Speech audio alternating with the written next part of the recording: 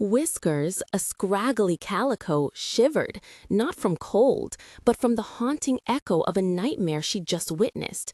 A nightmare not her own, but one belonging to the kind old woman who occasionally left scraps on her porch. Miss Mildred's shed always seen human dreams, fleeting whispers of emotion. But this was a recurring torment.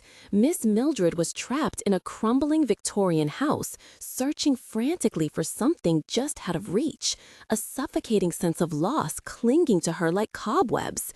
Tonight, Whiskers decided the dream would end. She slipped silently into the sleeping woman's bedroom, her tiny form shimmering with an ethereal glow no human eye could perceive. In Miss Mildred's dream, the house was more dilapidated than ever, spectral figures whispering forgotten warnings. Whiskers nudged a tattered memory, a faint whiff of lavender and old parchment. The scent grew stronger, leading Miss Mildred through a maze of dusty hallways. Suddenly, a childhood drawing appeared on a cracked wall, a crude map pointing to the attic. Whiskers amplified the feeling of urgency, pushing Miss Mildred towards the attic stairs. Fear still gnawed at the dreamer, a terror of confronting what was lost, but Whiskers wove threads of courage, a warmth blossoming in the chilling dreamscape. Miss Mildred, a tear tracing a path down her dream cheek, reached the attic. A dusty old chest, long forgotten, appeared.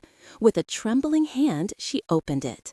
Inside, nestled amongst yellowed lace, was a small, intricately carved wooden bird. A tear of relief, not sorrow, escaped Miss Mildred as the dream began to fade. The next morning, Miss Mildred, still a little disoriented, found herself inexplicably drawn to her attic. There, in a forgotten corner, was the chest. Her heart pounded as she opened it, revealing the wooden bird. It was her grandmother's, a long-lost heirloom she believed was stolen. A choked sob escaped her. She looked down to see Whiskers weaving patterns around her ankles, a purr rumbling in her tiny chest. Miss Mildred scooped up the cat, tears streaming down her face. You found it, didn't you?" Whiskers blinked slowly, a knowing glint in her emerald eyes. That night, Whiskers slept on a plush cushion, a full belly, and the warmth of a loving home. The nightmares were gone, replaced by dreams of sunshine and gentle hands, both from Miss Mildred and her extraordinary calico companion. And sometimes, in the quiet of the night, Whiskers would still peek into Miss Mildred's dreams, ensuring they were always peaceful, always full of joy.